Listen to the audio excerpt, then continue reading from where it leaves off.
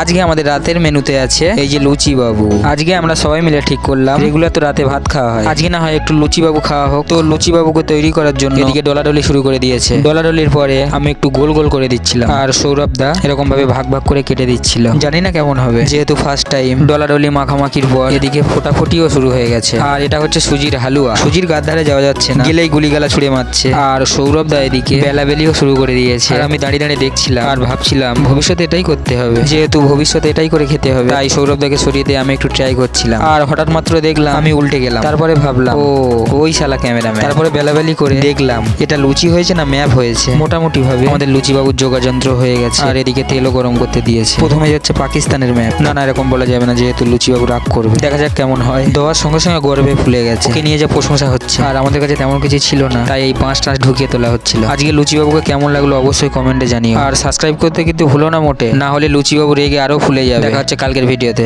By. আর খেতে কিন্তু সেই হয়েছিল।